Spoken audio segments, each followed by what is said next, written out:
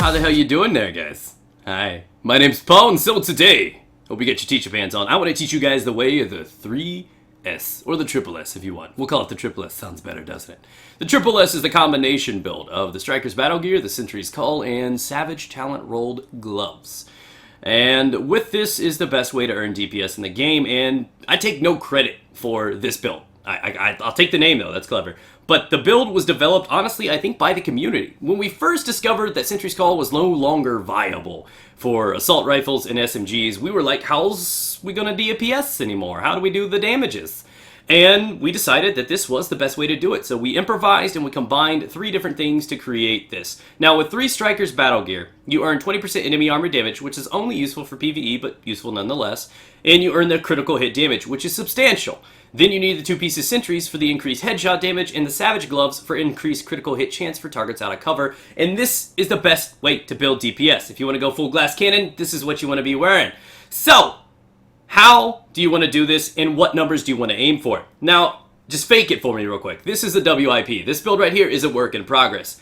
I have been shafted by RNG, and I have yet to get a solid SMG on PC. My buddy has got a God Roll AUG. He rocks out 252k DPS with Brutal, Deadly, and Responsive on it. He also has 410k Toughness, and I could actually get to that Toughness, but I was too lazy to switch my mods from my other set, and I don't have very good stamina rolled on my gloves or chest piece. So if you wanted to actually go for this build, the way I would recommend you guys to build it would be 250k DPS, 400k Toughness, and around 17,000 skill power. That way you can actually still get some of that health back from your heals, because you're going to have a substantial amount of it. So with this, how do you get to that kind of toughness? You should know by now that to get to 75%, you need to roll armor as a major attribute on your chest piece, your knee pads, and your holster. If you're not quite there at the 75% cap, maybe put a mod or 2 in there, but either way, that's the way to go. And then you plug in your stamina and firearms to the according pieces, and get around 3,000, 3,200 of each, and you'll be happy. Just a well-rounded build. So the reason this build is so valuable to the meta right now is because it's one of the only ways to build and try to counter tanks without crazy amounts of crowd control. Now, you do this in the form of having 2 of these guys, and I know it sounds silly. Why do you need 2 people with such a nice build to take out a tank? And that's just the way it works. Honestly, I think the fault goes back to Massive. They've done a great job, don't get me wrong, but they really didn't think it through.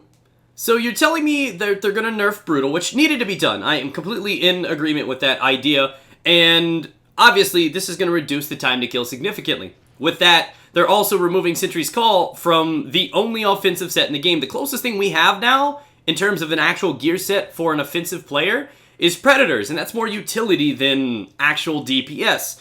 And because of that, there's a void. So now, not only are people stronger, the time to kill slower, they also added an extra 10% armor on top for the cap, and tankiness and toughness is the king. Let's take a brief moment to listen to our Tears from the Fallen. Shooting through walls, got him, he's shooting through walls. Did you catch that, guys? The Triple S build lets you shoot through walls. It's a hidden talent. You heard it here first on my channel. But all of that aside, why it's so important is because if you follow me, tanks are so ridiculously strong right now. There is no punishment for them.